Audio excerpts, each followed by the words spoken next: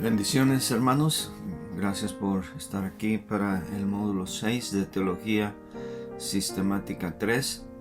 Hoy vamos a ver la obra del Espíritu Santo en el hombre y vamos a hablar de los dones y del bautismo del Espíritu Santo. Vamos a Dios en oración y pedir que Dios nos ayude. Padre bendito y santo, te damos gracias por esta nueva oportunidad de estudiar juntos. Rogamos que dirijas nuestras mentes, rogamos que tu palabra corrija cualquier idea preconcebida que podamos tener, Señor, que sea tu palabra la que nos enseñe y no nosotros tratar de enseñar en la Biblia lo que no está allí. Danos espíritus dóciles, mentes despiertas, Señor, y bendice nuestro tiempo junto. Ayuda a los desvalidos, suple a los que están pasando por penurias y carencias, Señor, y ayuda a los que sufren, los que están pasando por enfermedades. Padre, haz justicia en este mundo, ayuda a los desvalidos, en el nombre de Cristo. Amén. Bien, en el módulo pasado no podíamos incluir la obra del Espíritu Santo en el hombre porque es bastante amplia en sí y teníamos que cubrir la obra del Espíritu Santo específicamente en la creación y en la inspiración de las Escrituras. Así que antes de entrar a ver los dones y bautismo del Espíritu Santo, vamos a hablar un poquito de esta parte, de este aspecto de la obra del Espíritu Santo en el hombre. Bueno, en el hombre en general vamos a empezar con el pecador. El Espíritu Santo redarguye al pecador. Y la palabra redarguir viene de la palabra elecko en griego y es un proceso judicial por el cual al acusado se le presentan todas las evidencias para que quede demostrado, más allá de toda duda, su culpabilidad. Esta es la palabra que se usa en el Nuevo Testamento, especialmente por Pablo, pero también la encontramos en Juan 16:8, cuando el Señor Jesucristo promete acerca del Espíritu Santo de la siguiente manera: y cuando Él venga, convencerá, y ahí la palabra griega es elecko, al mundo de pecado, de justicia y de juicio. Esta es la labor principal del Espíritu Santo. Por eso, como predicadores y maestros de Biblia, queremos ser instrumentos en las manos de Dios, presentando fielmente lo que la palabra de Dios dice para que el Espíritu Santo haga la obra.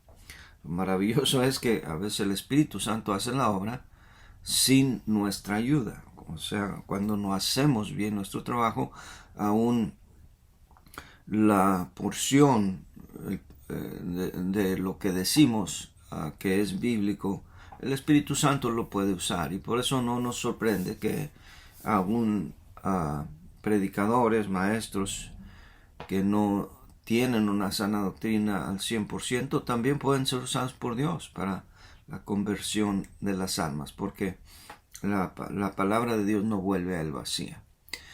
Bien, el Espíritu Santo entonces toma la palabra para producir esa convicción. Por eso debemos enfocarnos en ser bíblicos al predicar, porque es la palabra de Dios. La palabra de Dios es lo que está vivo, la palabra de Dios es lo que trae convicción. Mire el famoso versículo 2 Timoteo 3:16: toda la escritura es inspirada por Dios y útil para enseñar, para redarguir. Y aquí la palabra elecko aparece como sustantivo, redarguir, elecmón. Esa es la labor del Espíritu Santo, de traer las evidencias, presentarlas, dejar al acusado sin excusa para que quede demostrada su culpabilidad. En el proceso, no solamente el Espíritu Santo trae convicción utilizando la palabra de Dios, sino que ya una vez que el hombre está expuesto a sus a, a los argumentos o evidencias en su contra, el Espíritu Santo es el que regenera.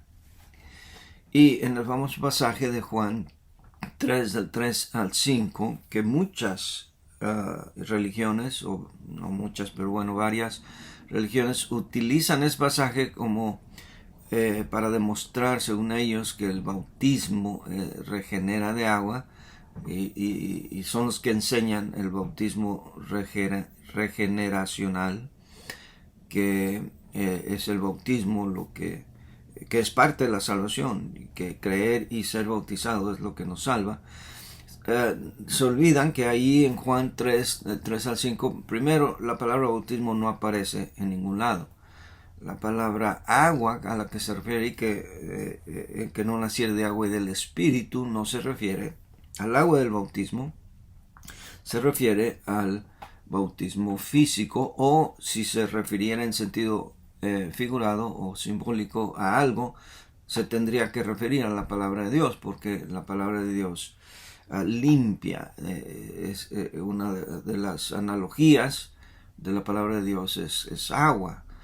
Entonces, si hubiera alguna analogía allí, tendría que referirse al agua, no al bautismo. Pero aún así es evidente el contexto, porque en el versículo 6 Nicodemo pregunta cómo puede un hombre nacer siendo viejo. Está pensando, preocupado más en el bautismo físico que en ninguna otra cosa. Lo cual está confirmado en Tito 3, del 4 al 5. Ahí dice: pero cuando se manifestó la bondad de Dios, nuestro Salvador, y su amor para con los hombres, nos salvó, no por obras de justicia que nosotros hubiéramos hecho, sino por su misericordia, por el lavamiento de la regeneración y por la renovación en el Espíritu Santo. La obra de regeneración es la obra del Espíritu Santo, no del bautismo, y entre paréntesis, no de nosotros tampoco. Nosotros no podemos convertir a nadie. A veces usamos esa palabra. El hermano o tal pastor fue el que convirtió a tal pecador, o la esposa que quiere convertir al esposo, o los muchachos que se quieren hacer novios, establecer relaciones románticas con incrédulos, pensando que ellos los van a convertir. Y mi respuesta es: si el Espíritu Santo no los convierte, ¿qué te hace pensar que tú lo vas a convertir? Esa es la obra del Espíritu Santo. Bien, y esa obra de regeneración del Espíritu Santo en la persona es una regeneración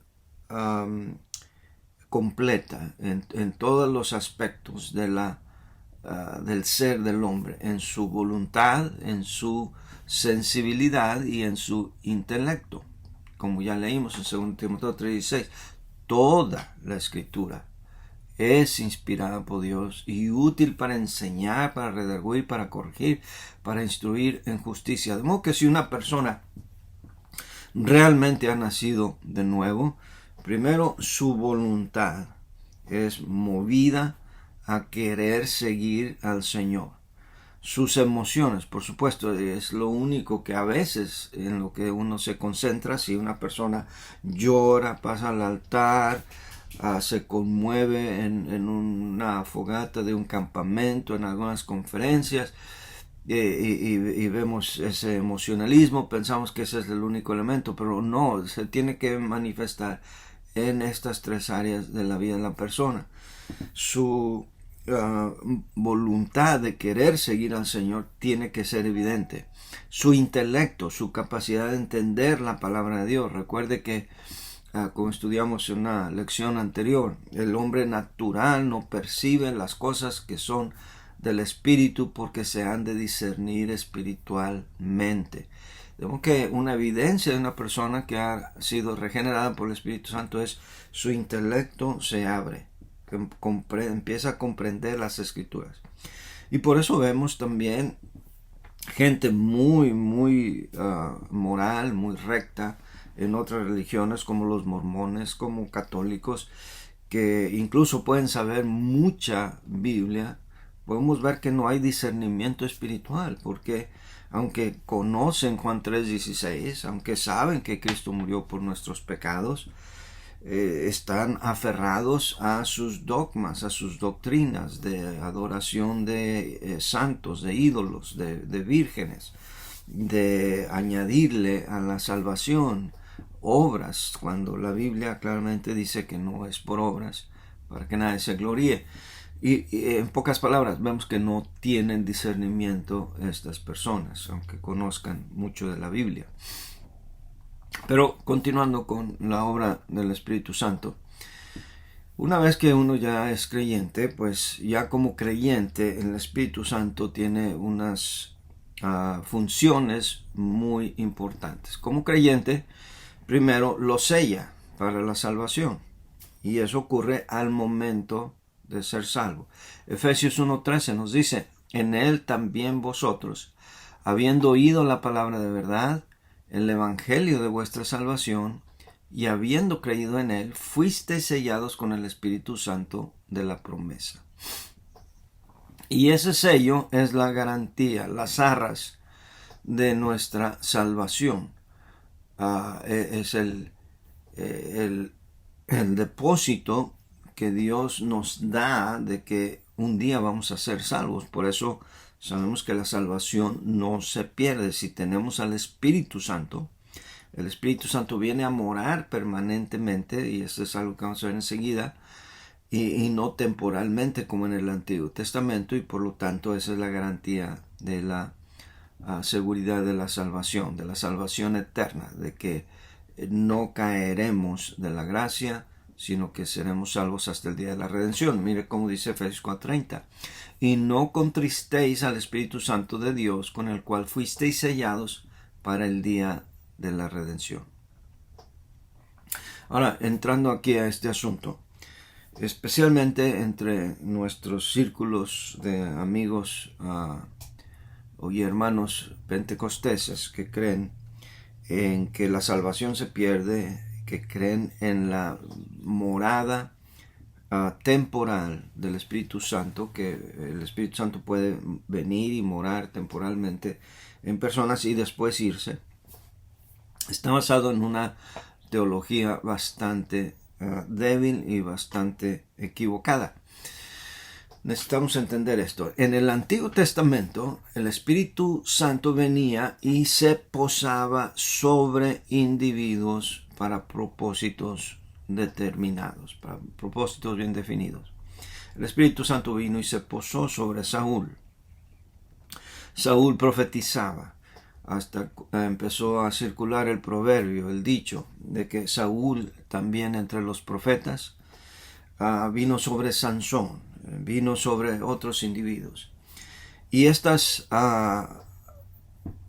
ocasiones en las que el Espíritu Santo habilitó, capacitó a estos individuos, ya sea para profetizar, y profetizar recuerda que quiere decir hablar en nombre de Dios, o para hacer hazañas tremendas, grandes como las de Sansón, eran ocasiones muy particulares, temporales, en las que el Espíritu Santo se posó sobre estos individuos. Pero en el Nuevo Testamento, el Espíritu Santo viene a morar en el creyente. Esa es la diferencia. En el Antiguo Testamento, el Espíritu Santo venía y se posaba sobre los creyentes. En el Nuevo Testamento, el Espíritu Santo viene y mora en el creyente. Y esa morada es la señal de la salvación. Mire cómo dice Romanos 8:9. Si alguno no tiene el Espíritu de Cristo, no es de él. De modo que si yo tengo al Espíritu Santo, además de que va a haber evidencias voy a demostrar si tengo al Espíritu Santo y soy salvo, va a haber los frutos del Espíritu. No necesariamente las señales de los dones del Espíritu, que es en lo que otros hacen más énfasis. Hacen demasiado énfasis en los dones de lengua, sanidad y fe. Y se olvidan que el árbol es conocido por sus frutos, no por sus dones, sino por sus frutos. Y el cristiano verdadero, si tiene el Espíritu Santo, va a demostrar el fruto del Espíritu, que es amor, gozo, paz, paciencia, benignidad, bondad, mansedumbre, templanza y fe, como ya sabemos. Pero ese es el fruto del Espíritu. De modo que en el Antiguo Testamento, cuando ocurría que venía el Espíritu Santo, se posaba sobre algunos individuos, no era la posada o la morada permanente de la que ahora sí habla el Nuevo Testamento. Porque también dice 1 Corintios 6:19, o ignoráis que vuestro cuerpo es templo del Espíritu Santo, el cual está en vosotros, el cual tenéis de Dios y que no sois vuestros. Entonces, debido a esto es que el Espíritu Santo tiene una morada permanente en el creyente. Esa es la evidencia de que uno es salvo y que la salvación no se pierde. El Espíritu Santo es el sello con el cual Dios nos ha sellado para el día de la redención. Es las arras de nuestra herencia. La salvación no se pierde y esta es doctrina del Nuevo Testamento.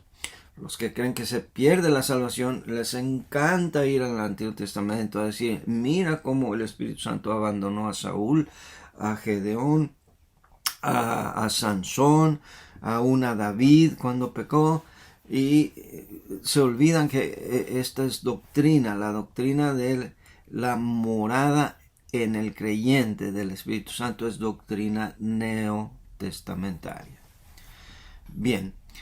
Vamos ahora a hablar de la obra del Espíritu Santo en el creyente, pero en cuanto a los dones. Esta es una parte muy, muy importante. Parte de la obra del Espíritu Santo en el creyente es capacitar o dotar al creyente con habilidades especiales que nosotros llamamos dones espirituales. Y hay tres tipos de dones y hay tres pasajes donde se abundan estos dones, se describen estos dones y los vamos a clasificar. Esta es mi propia clasificación, no es algo exhaustivo ni es inerrante, así que se los doy como material de apoyo. Si ustedes quieren hacerle modificaciones, está bien, no hay problema. Pero hay tres clasificaciones para los dones y pueden verlo aquí en esta gráfica. Dones de administración, dones de confirmación y dones de la gran comisión. ¿A qué nos referimos con esto? Los de administración o servicio, ahora vamos a hablar de ellos y explicarlos. Son aquellos que tienen que ver de los creyentes ayudando, auxiliando, sirviendo, atendiendo a otros creyentes. Los dones de confirmación son ciertos dones de milagros, podríamos decirlo así, expresiones inusuales, sobrenaturales, que sirvieron de confirmación para el Evangelio antes de que el canon del Nuevo Testamento quedara completo y antes de que tuviéramos la Biblia completa.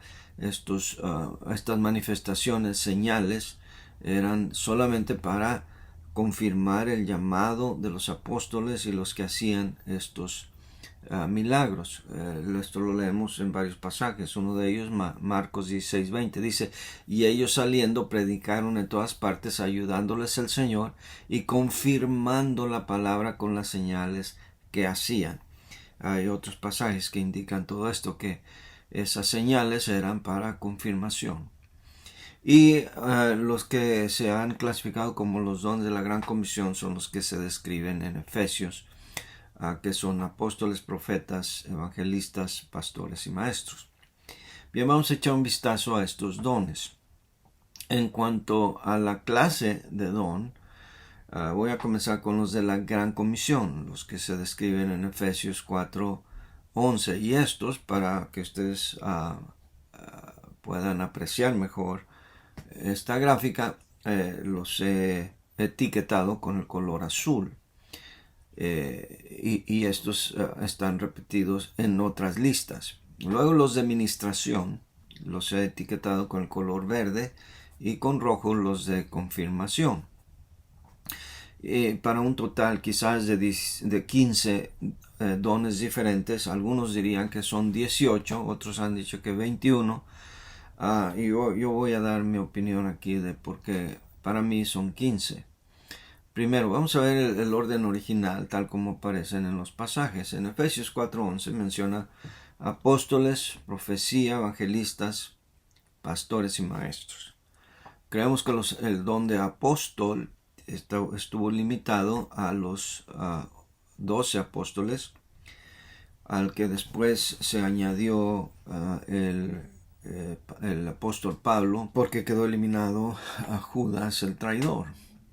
Ahora, este don de apostolado no existe en este tiempo.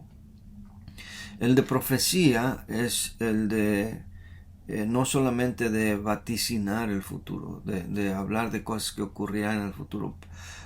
Proferir simplemente quiere decir hablar hablar en favor de. Y en muchos casos en el Nuevo Testamento y en toda la Biblia realmente un profeta era alguien que hablaba a nombre de Dios, o sea, era un vocero de Dios, estaba hablando a favor de Dios o por Dios o con la encomienda o autorización de Dios. En ese sentido, en este tiempo sí hay profetas, y es cuando cualquier persona que habla en el nombre de Dios, predica el evangelio, ya sea desde el púlpito o en forma individual de persona a persona, está siendo un profeta. Un evangelista es una persona que abre obras, no se queda por mucho tiempo allí, establece obras en diferentes lugares, es lo que el concepto moderno de misionero. El pastor, el don de pastor es alguien que tiene el llamado y tiene la evidente unción, o sea, la capacitación del Espíritu Santo para enseñar y para predicar. Algunos por eso juntan el don de pastor con maestro, porque la Biblia dice que el pastor, el obispo, debe ser apto para enseñar. Pero puede haber también maestros que no son necesariamente pastores, y hay personas que Dios evidentemente ha dotado con el don de enseñar. Bien, estos serían los primeros 5. Luego en Romanos 12 se menciona otra vez el don de profecía. Y esto continuó con la misma numeración del mismo grupo, y por eso aparece aquí con el número 2 y en azul. Lo mismo que el 5 aparece otra vez aquí como el don de enseñar, y lo mismo el 4 de presidir, lo que es un pastor sino alguien que preside, que dirige, que organiza, que planea, y por eso lo pongo aquí como pastor. Si alguien no está de acuerdo con esta definición y mi interpretación, no hay problema. Pero volviendo a la parte superior de esta clasificación, profecía. Como dije, no necesariamente es alguien que profetiza algo que va a ocurrir en el futuro, o que profetiza algún evento escatológico. No, es simplemente alguien que habla, puede ser incluso alguien que regaña, alguien que exhorta con la palabra de Dios, el cual don aparece aquí más adelante. La palabra servicio también es un sinónimo de ministrar. Un ministro es un servidor. Ministrar, servir, diácono, como por ejemplo la palabra diaconía también tiene que ver con servicio. La razón por la que se nombraron diáconos al principio de la iglesia era para servir en las mesas precisamente. Así que ahí está el don del diaconado. Exhortar, repartir, hacer misericordia, estos son dones que tienen que ver con ministrar, servir a otras personas. Así que estos dones, por eso los llamamos dones de ministración. La última lista la encontramos en 1 Corintios 12, del 8 al 10. Una vez más aquí aparece la palabra de sabiduría o palabra de ciencia. Y yo pongo aquí, puede ser el mismo don de pastor o puede ser el mismo don de maestro. Lo que sí no es, hermanos, es ese circo que vemos de los predicadores carismáticos que detienen todo. Dicen, oh, tengo palabra de sabiduría, o tengo palabra de conocimiento, de ciencia, tengo palabra de conocimiento, tú vas a ganar mucho dinero. O las llaves que perdiste están en tal o cual lugar. Ese no es el don. Eso es una burda imitación, es una caricatura del don. La palabra ciencia es conocimiento. Y el conocimiento viene, sí, como don, pero también viene como el resultado de estudio, de análisis. Aunque Pablo claramente nos dice, ¿verdad?, que el conocimiento envanece, pero el amor edifica. Y también la palabra de sabiduría es algo que transmite el Espíritu Santo, pero no es lo que dicen estos supuestos adivinadores. No es un don de adivinación, no es un don de suerte de ir y ver qué número de la lotería tienes que comprar para que te saque la lotería, o qué trabajo te va a traer más ganancias, un mejor puesto, etcétera. Eso es adivinación, eso no tiene nada que ver con el Espíritu Santo. Y hermanos, es una lástima que aquellos que hacen más alarde, más énfasis en los dones del Espíritu Santo los han realmente desvirtuado, y por eso la gente se ríe de nosotros. Ahora, no es un estudio exhaustivo de los dones, porque podríamos pasar mucho tiempo analizando cada uno de ellos y ver qué es lo que representan y cómo utilizarlos en el ministerio de nuestras iglesias. Pero este es un estudio y espero que esto les aliente a estudiar más para que ustedes lo desarrollen y lo utilicen en sus propios ministerios.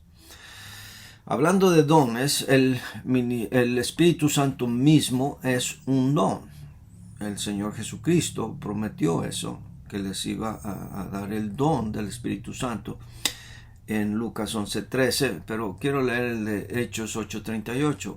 Pedro les dijo, arrepentíos y bautícese cada uno de vosotros en el nombre de Jesucristo para perdón de los pecados y recibiréis el don del Espíritu Santo. Y yo sé que este versículo es torcido para enseñar el bautismo por agua como parte de la salvación, y que el bautismo tiene que ser en nombre de Jesucristo en vez del nombre del Padre, el Hijo y el Espíritu Santo para recibir el Espíritu Santo. No me voy a meter en esos problemas exegéticos ahora. Simplemente quiero nada más decir que el Espíritu Santo, cuando somos salvos y viene a morar en nosotros, es un don de Dios.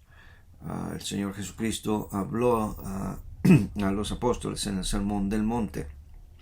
Si vosotros, siendo malos, sabéis dar buenas dádivas a vuestros hijos, cuanto más el Padre dará el Espíritu Santo a los que se lo pidan. Bien, el Espíritu Santo en esta era de la iglesia, en la era de la gracia, es el que llena al creyente para la vida victoriosa. Entonces, además de que el Espíritu Santo no abandona al creyente, lo que sí puede ocurrir es que nosotros como creyentes apaguemos al Espíritu Santo y no estemos llenos, queriendo decir, no estamos controlados completamente por el Espíritu Santo. Esta es la idea en Efesios 5:18. Dice, no os embriaguéis con vino. ¿Qué hace el vino cuando una persona bebe en exceso? Queda controlado por el estupor, por el alcohol. Ya no es el mismo. Hace cosas ridículas que normalmente no haría.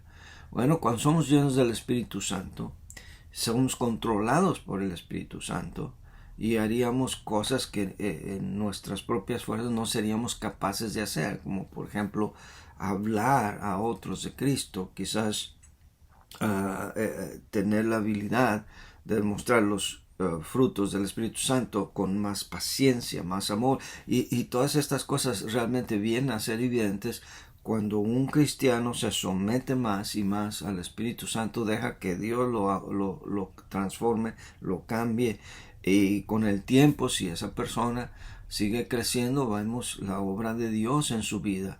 Hombres iracundos que se arrebatan en su furor y hacen locuras. Con el tiempo, si son salvos, vemos la obra del Espíritu Santo en ellos.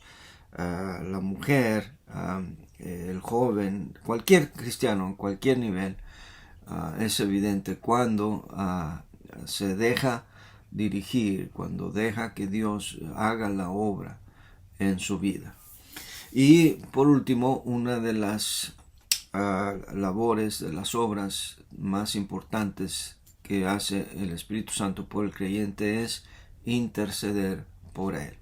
Eso lo encontramos en Romanos 8:26. Dice, y de igual manera, el Espíritu nos ayuda en nuestra debilidad, pues ¿qué hemos de pedir como conviene?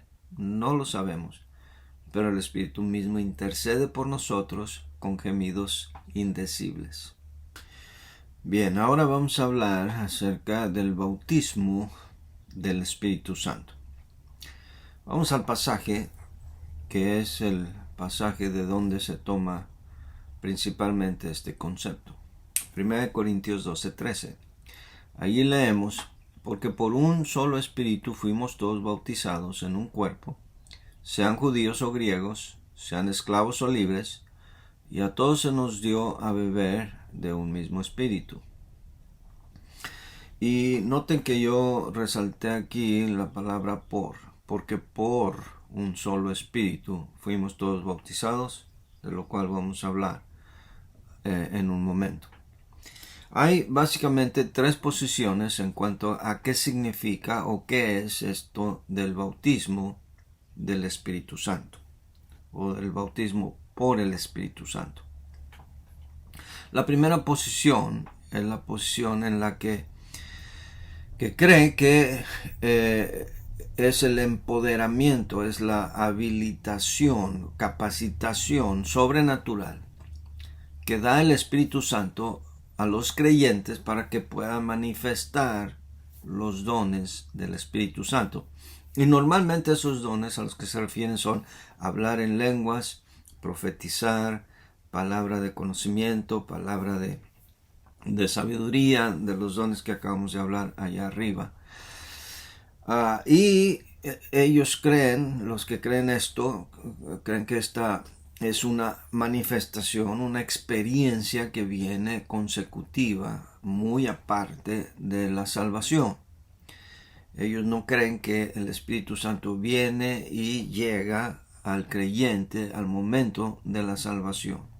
Sí creen que el Espíritu Santo viene a morar al creyente, pero esta nueva experiencia, la que llaman bautismo del Espíritu Santo, esta no les llega a todos los creyentes. Hay que buscarla hasta en oración y ayuno, y puede ser que haya creyentes que nunca lo logren. Y por eso ellos hablan de las personas que tienen este tipo de manifestaciones de los dones como personas ungidas, que tienen la unción. También le llaman eso, la unción del Espíritu Santo. O que predica con una gran unción. En fin, así hacen ellos referencia. Los que mantienen esta posición normalmente son nuestros amigos y hermanos pentecosteses. En el libro de Grudem, me parece, lo mencionan como los pentecostales. Creo que ese es un anglicismo, el nombre correcto en español debe ser pentecosteses. Bien, luego tenemos la otra posición, la posición de que cuando nosotros somos salvos, en el momento de aceptar a Cristo, en ese momento ocurre lo que ellos llaman el bautismo del Espíritu Santo, en la que el Espíritu Santo incorpora, añade al creyente al cuerpo místico de Cristo, que esa es una referencia a la Iglesia Universal. Este cuerpo místico encompasa, incluye a los que mantienen esta posición, a todos los creyentes de cualquier denominación, algunos incluso creen católicos, mormones, de la Iglesia de Cristo y otros. Pero este es un concepto católico. Junto a este material ustedes van a leer y va a haber preguntas en el examen sobre este artículo escrito por el doctor Tomás M. Strauss sobre vosotros sois el cuerpo de Cristo. Allí él explica más cómo es que creen estos creyentes. Normalmente son los protestantes y algunos bautistas son los que mantienen esta posición de que el bautismo del Espíritu Santo es el bautismo simbólico, invisible, que ocurre al momento de creer. Esa parte del bautismo en agua, ellos creen que el bautismo del Espíritu Santo invisible ocurre al momento de creer y nos hace miembros de la Iglesia Universal, el cuerpo místico de Cristo, mientras que el bautismo en agua nos hace miembros del cuerpo visible de la iglesia local, y el bautismo en agua viene después. Bien, desafortunadamente, como dije, esta posición pues es perfectamente lógica que sea sostenida por los protestantes. Pero lo que no es aceptable o no es concebible que bautistas tengan esta posición. Y normalmente los bautistas que tienen esta posición son bautistas que han ido a estudiar, a prepararse a instituciones protestantes, instituciones que consideran que la Iglesia Católica fue en un tiempo el cristianismo, el único cristianismo sobre la tierra, y que de ahí salimos todos. Y por supuesto nosotros los bautistas creemos que no. Nosotros los bautistas creemos que el verdadero evangelio, la doctrina sana, siempre existió. Aparte de la Iglesia Católica, no se restauró, según los protestantes creen, con la reforma de la Iglesia del siglo XVI, sino que el evangelio da las promesas del Señor, ha persistido, ha permanecido, ha existido libre de error en grupos pequeños, como todo eso ustedes lo van a estudiar en Historia de los Bautistas. Bien, la última posición, la tercera posición, es la que dice que el bautismo del Espíritu Santo es el evento por el cual el creyente es añadido al cuerpo visible de Cristo, que es la iglesia local. Por lo tanto, los que así creemos que ese bautismo del Espíritu Santo es el bautismo en agua, es el mismo bautismo. Pero es una referencia a que al hablar del bautismo del Espíritu, estamos haciendo referencia a que así como el Espíritu Santo es el agente que regenera al creyente, así también, aunque el pastor es el agente que nos bautiza física y visiblemente en agua, en realidad es Cristo quien nos está bautizando en el Espíritu para pertenecer a la iglesia local, a la iglesia visible. Y voy a expandir un poquito más sobre eso en un momento. Vamos primero a hacer algunas consideraciones exegéticas antes de ver los puntos fuertes y débiles de cada una de estas posiciones. Primero, el significado de bautismo. El término bautizar o bautismo viene de baptizo en griego y significa sumergir, significa inmersión, significa lavar. Y todo esto ustedes lo pueden ver en el libro de Strong. Para aquellos que no están familiarizados con la concordancia de Strong, Strong fue o es una concordancia exhaustiva en inglés que da todas las referencias de cualquier palabra que existe en la Biblia en inglés, pero al mismo tiempo da la palabra original, sea griego, sea hebreo, según el Nuevo o el Antiguo Testamento, y da una pequeña definición. Es como la autoridad final de la cual se citan el significado de cualquier palabra bíblica.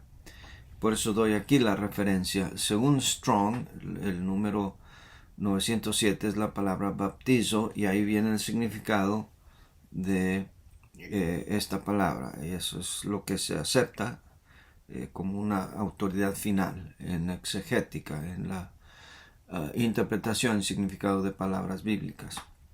Lo que no vemos ahí es que nunca la palabra baptizo significa nombrar, que es una acepción moderna cuando la persona utiliza, bueno, esta parte de este carro se le llama así porque así lo bautizaron, y toman como sinónimo bautizar a dar nombre. Pero no significa eso. Tampoco significa rociar. Tampoco significa ablución cuando eran bautizados en su lecho de muerte, como Constantino. Bautizar tampoco significa investir con el Espíritu Santo, que es la primera interpretación del bautismo del Espíritu Santo, cuando alguien está investido, ungido, dotado con el Espíritu Santo. Nunca quiere decir eso, ni cualquier otro significado similar. La otra palabra que necesitamos analizar en 1 Corintios 12:13 es la palabra en. Acá donde decíamos que porque por un solo espíritu fuimos todos bautizados en un cuerpo, esa palabra viene de en griego. Y esa palabra, de acuerdo a Strong también, es la entrada número 1722, significa dentro, adentro, y en forma figurada significa en el ambiente o esfera de, como en la condición de, en estado, en el que opera algo desde adentro. De modo que en es adentro, hacia el interior. En es la mejor traducción. Realmente aquí en 1 Corintios 12:13 no se debió haber traducido que por un solo espíritu somos todos bautizados. Más bien debería haberse traducido porque en un solo espíritu deberíamos haber sido todos bautizados. Entonces no debería de decir ahí ni por ni con.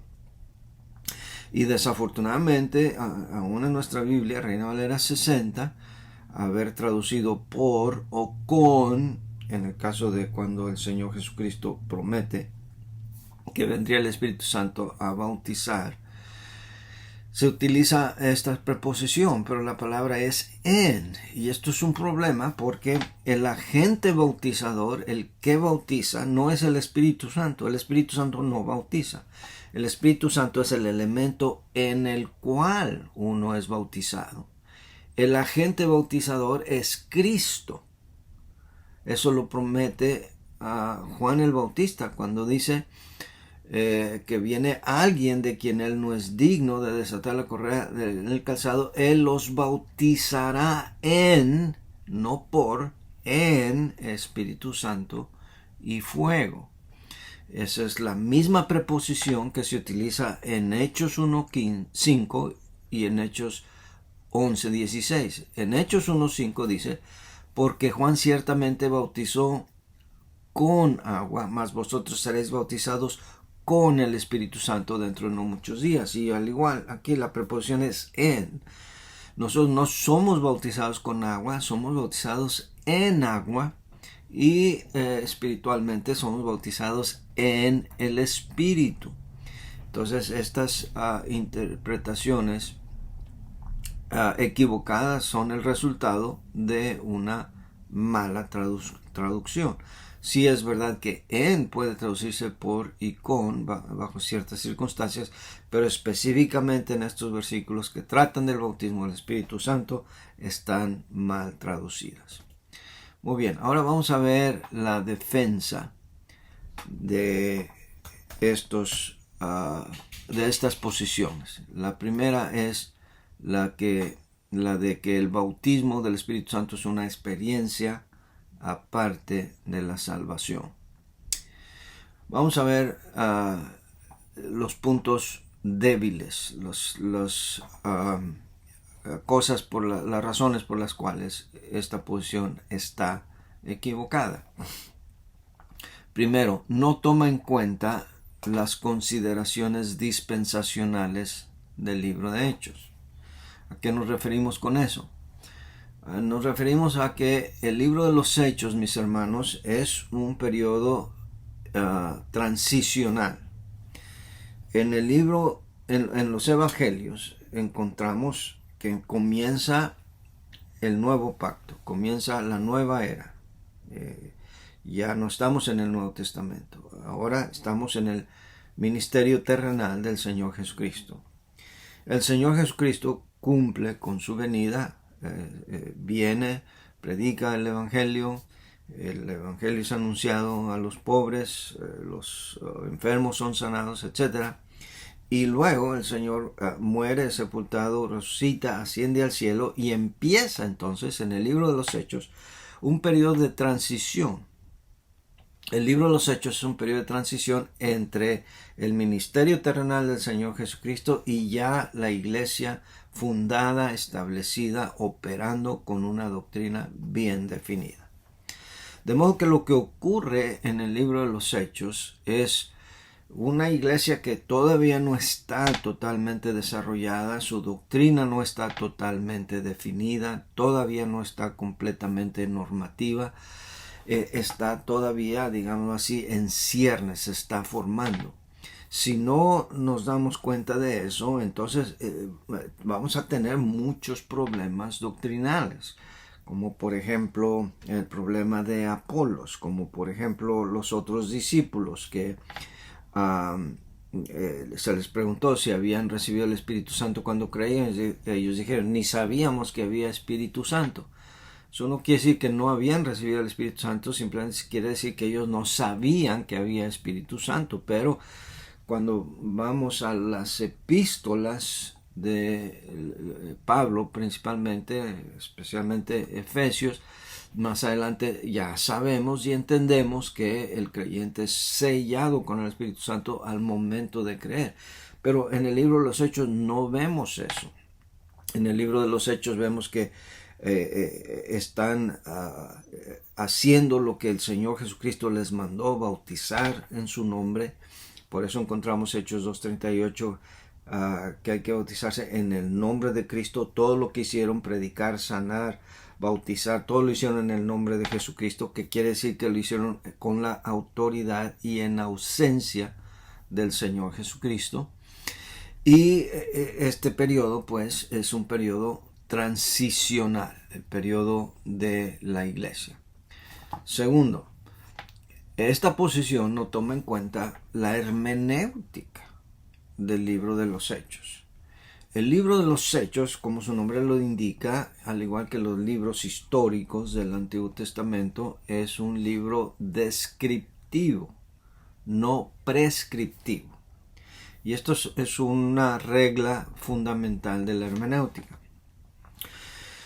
Mucha gente quiere interpretar cosas de la Biblia en forma prescriptiva diciendo, oh mira, Saúl fue con la divina de Endor y la divina pudo hacer volver a Samuel a la vida.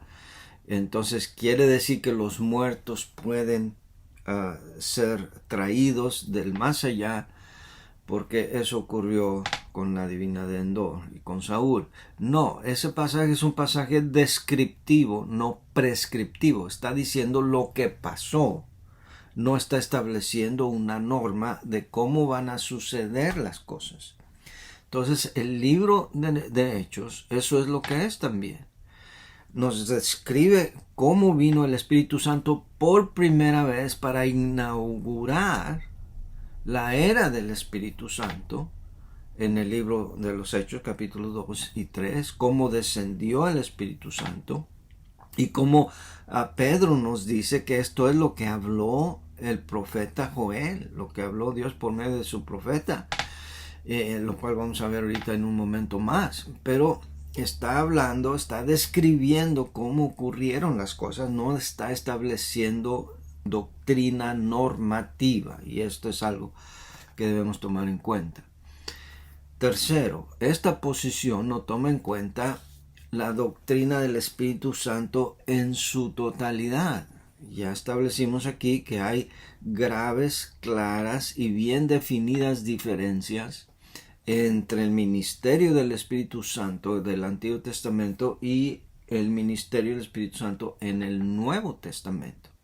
El Espíritu Santo asume,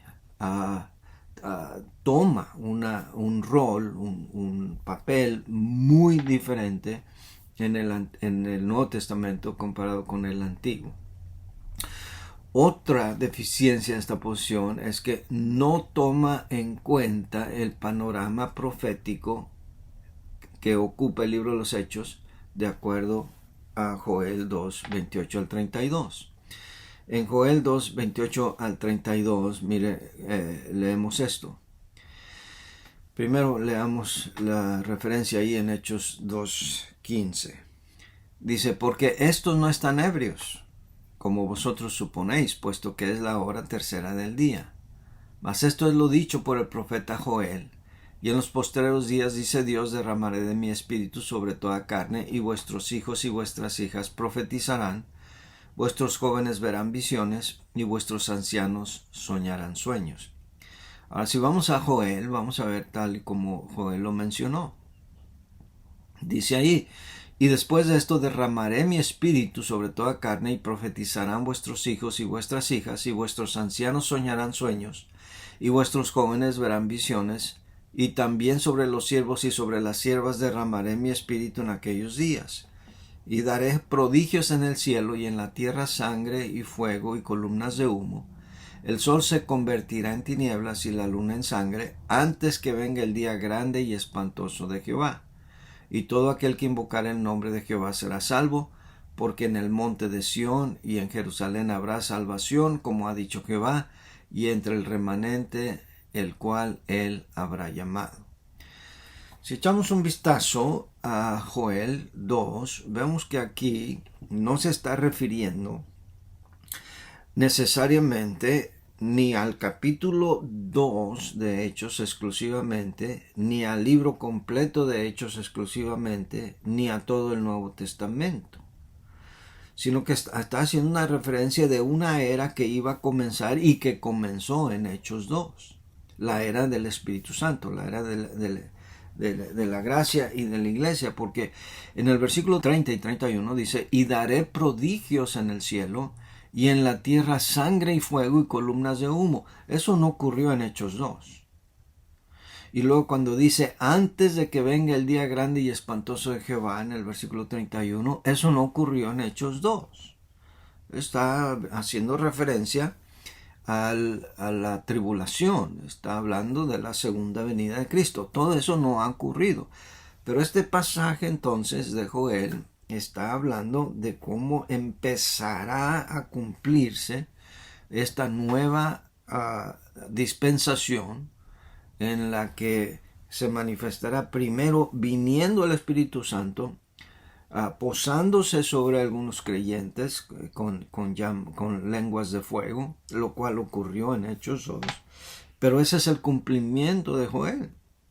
Allí empieza el cumplimiento. Y una profecía, mis hermanos, no se repite y se repite y se repite y se repite. De manera que no podemos tomar Hechos 2 como una ocasión en la que hubo el bautismo del Espíritu Santo por primera vez, y de ahí en adelante todo creyente debe esperar un bautismo similar. No, claramente aquí está diciendo que este es el cumplimiento de lo que prometió o profetizó Joel, y por lo tanto, si nosotros tenemos una hermenéutica correcta, vamos a entender que el cumplimiento de una profecía ocurre una sola vez. Otro punto deficiente, pues, de esta posición es que no toma en cuenta las implicaciones exegéticas de 1 Corintios 12:13, que la preposición por el Espíritu Santo debería decir en el Espíritu Santo, y que la palabra bautizar no quiere decir dotar, empoderar, habilitar al creyente. Bautizar quiere decir sumergir, y que el Espíritu Santo es el elemento en el que somos bautizados, mientras que el Señor Jesucristo es el agente que bautiza, no el Espíritu Santo. Y por supuesto, los pentecosteses son muy pertinentes, pertinaz en este asunto de pasar por alto la hermenéutica, la exegética, y de interpretar correctamente los pasajes mientras no cumpla con sus interpretaciones. Porque mire como dice aquí, como dije, que promete el Señor Jesucristo. Es el Espíritu Santo, es esta posición hace el Espíritu Santo el agente bautizador y quita a Cristo como tal. Esto se menciona en Marcos 1:8, Lucas 3:16 y Juan 1:33. Voy a leer Juan 1:33. Dice allí: yo mismo no lo conocía, pero el que me envió a bautizar con agua me dijo: aquel sobre quien veas el Espíritu, que el Espíritu desciende y permanece, es el que bautiza. Y otra vez, en vez de decir con el Espíritu Santo, debe decir en el Espíritu Santo, aquí en este pasaje. Bien, entonces esa es la primera posición.